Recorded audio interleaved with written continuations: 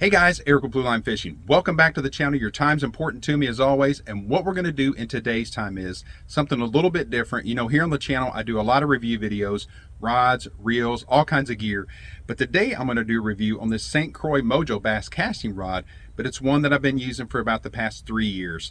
And the reason I want to do some of these is I'm going to kind of go through some of the gear I've got, start doing some review videos on that because I've been asked, you know, what I use, what I pair it up with. But I'm going to show you guys what I think works, maybe what doesn't work, and let you guys decide for yourself on some of these rods and reels.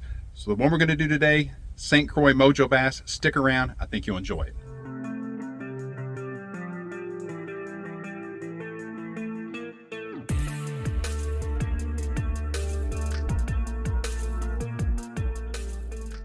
Okay guys, let's jump into this. So for starters, this is a St. Croix Mojo Bass casting rod. Specifically, it is a 7-foot 6-inch.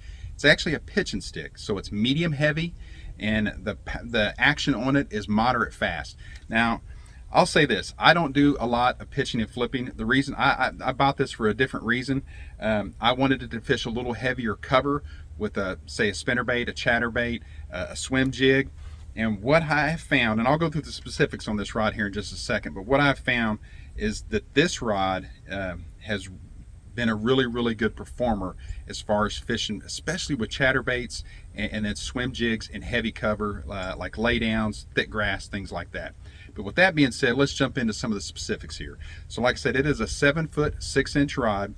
It is a 9-guide system on here, okay? So 9 guides in this, and if you guys have watched any of the other review videos I've done, I'm a big proponent of the more guides, the merrier on a rod.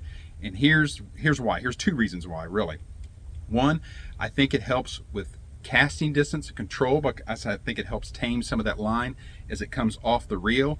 And number 2, and more importantly, I think the more guides that are in contact with the line, the more sensitivity you have out of a rod. Now, like I said, 7-foot 6-inch rod, so a bigger rod, but the manufacturer said that this rod weighs 5.5 ounces. And I will say that I use, and I'll grab them real quick, show you guys, use my digital scales that I always use, and this rod was spot on at 5.5 ounces, which is a little unusual because most of the time I weigh a rod and what the manufacturer says it weighs and what it weighs in reality is just usually a little bit different. It's usually a little bit heavier, but this rod's spot on at 5.5 ounces, which for a rod like this, I don't think that's a bad deal. So now as far as the handle on this rod goes, we'll start up here with the reel seat. And the first thing I'll say about it's a Fuji reel seat, but more importantly, 3 years of use and hard use out of this, I've never had the reel seat get loose on me where the reel gets loose on that reel seat. Sometimes, you know, if you guys use casting rods a lot, you'll know that you may have a rod or two where it wants to back out and it gets a little loose after you cast it multiple times, especially during the course of a day fishing.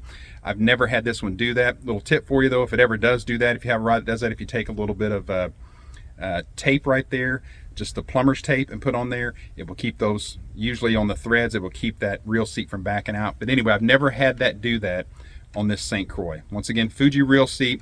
It is a blank through handle design, so you can see right there the blanks coming through underneath the trigger, which I really like because I want to be able to keep my hand, if I can, on that real blank. I think it's more sensitive.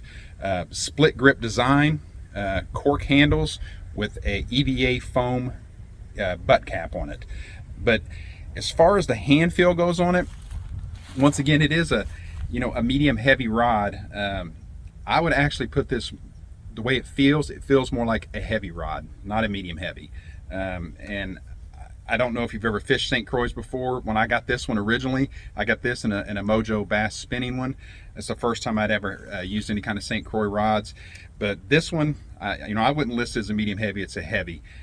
Not a bad thing, but if you're looking for strictly a medium heavy rod, this is probably not going to be the rod for you, at least not in the 7-foot 6-inch. I can't speak for the other sizes, but the 7.6 does have kind of a fat hand feel to it. It's lightweight though, and depending on what you pair it up with, I paired it up with a couple different reels, a Shimano SLX, and also I put an Abu Garcia Black Max on it as kind of that economy package, if you will. And the price point on this rod, I was looking at Bass Pro's got it for around 120. There's Tackle Direct and some of the others around 130, so that's about what it runs. But let's get into a little bit more of the components on this. So a little more about the specs on this. It can handle anywhere from 3/8 of an ounce up to 1.25 ounces. Lure is what the manufacturer says. I actually think it could easily handle like 1.5 ounces on there, pretty easy. And you know, if you're looking at this for heavy jigs and things like that, for pitching and flipping, it's gonna be fine for that.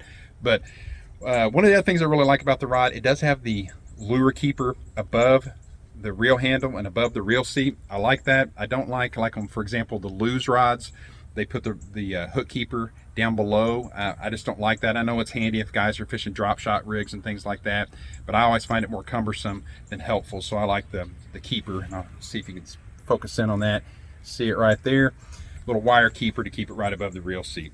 You know, my overall thoughts on this rod is, if you're looking to get one, especially for some type of power fishing, which is what I like to do, chatterbaits, spinnerbait, swim jig, that type thing, fast moving baits, big bulky baits, especially in and around cover, this has been a great rod. I've never had any performance issues with it, as far as, you know, anything cracking, breaking, peeling on it, anything like that. And I'm pretty tough on equipment, but I would say if you're looking for a moderately priced casting rod, this St. Croix Mojo Bass is probably going to be right up your alley.